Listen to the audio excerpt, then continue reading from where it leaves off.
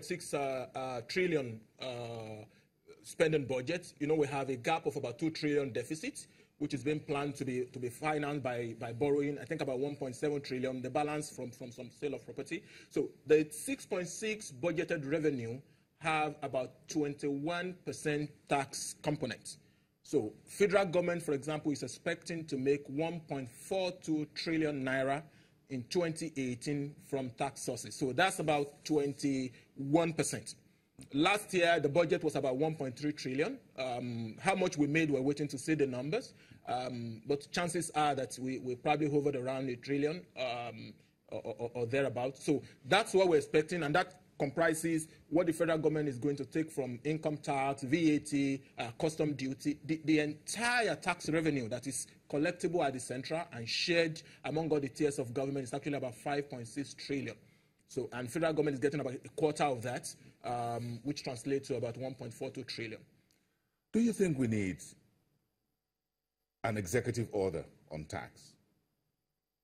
In what respect? So, because we actually have some executive order in 2017. So, I don't know whether executive order that will just waive tax for everybody. Because the tax amnesty we're referring to was brought in by an executive order. So, which executive order are you looking for now? So just waive tax for everybody, or just give tax holiday for everybody for the next year? Well, something that will help fast-track things. The National Assembly, and I'm returning to that, seems to be foot dragging when it comes to legislation that are very key. I don't know why, but I'm just thinking something that will help us move from just policy framework to action.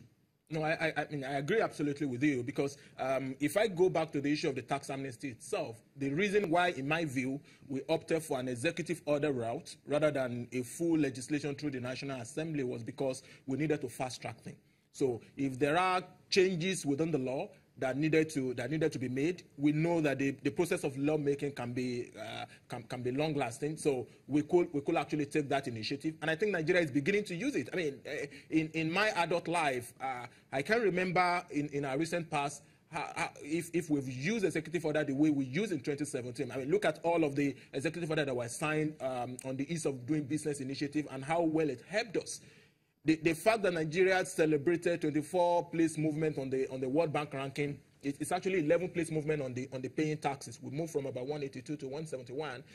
Many of those successes that we recorded were actually a fallout of some of those specific executive order and steps that we take. So, but we could make a lot of progress, especially in the short term, with many of those interventions. But what we need fundamentally is a complete revision of the system, you know. So, and you can't just keep tweaking just with executive order and varying rate and varying taxable entities and all of that, because some of those issues go back to the core of the legislation itself. So, and those are part of the changes that I believe we should introduce when we are reviewing the law. So we don't necessarily need to make changing the rate of VAT, for example. We don't necessarily need to make that a legislative issue.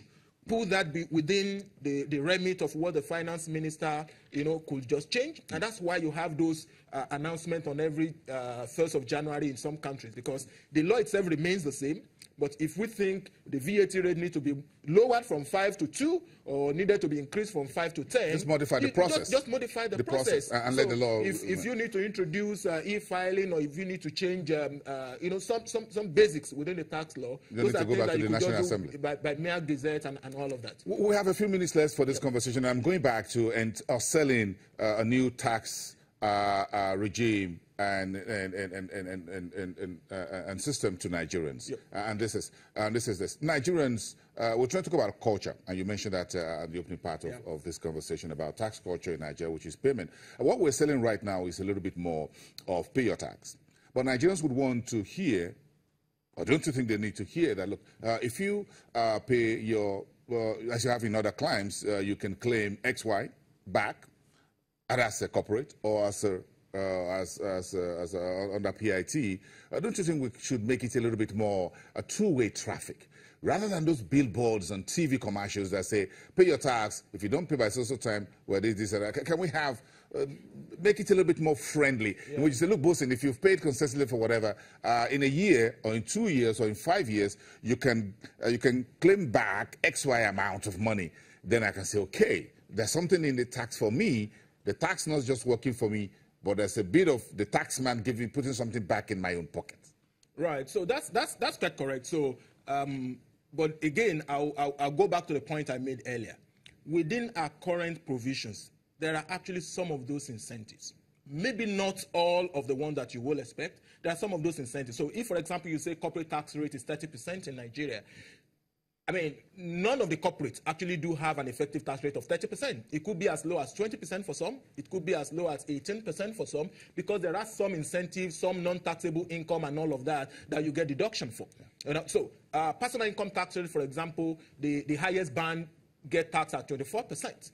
But the effective tax rate for anybody in Nigeria is not up to 20%, no matter how much you earn. Even if you have the airport littered with private jets, you're not going to have an effective tax rate that's above 19.2%. It's a lot lower for folks earning much more. The reason is because there are incentives, there are non-taxable income, there are reliefs and allowances, whether it's in the personal income tax or whether it's the corporate income tax that you can do. But an example that probably speaks to the one that you mentioned, for example, it's something we used to have maybe some few years ago. It's called self-assessment bonus, for example. So if you file your return within the statutory deadline, you get 1% off. You know, I like that. So those kind of incentives. Yeah, I'm looking for bonuses. I think we can do a lot more, but I repeat, there are existing relief and allowances that we just need to get a lot more acquainted with. The reason why the pressure is all about pay your tax, pay your tax, pay your tax is because the level of compliance is still low. We need to get to a point where a lot more folks are in the base. I agree. And then we can start... but give me the carrot as well. I need a little bit of carrot. But there's just trying to squeeze you. There is pioneer status to give me some bonus. So why do you think the telcos are Nigerians are happy with the telcos and they keep moving? Because, yeah, in the night you can do free data or whatever. Isn't it? And then you got a free airtime. That's correct. I want the finance minister and Fowler to give me something. Bosun, so maybe on another show, we actually need to dissect the tax incentive compendium. So because there's actually a law. It's also a compendium? It's a compendium. There's too many books. This size? This thick. Let's do that another day. Let's do that another day. Yomi Olugbenro, a partner and the West Africa tax leader at Deloitte and Touch. We'll be right back after the break, and we're going back to the markets.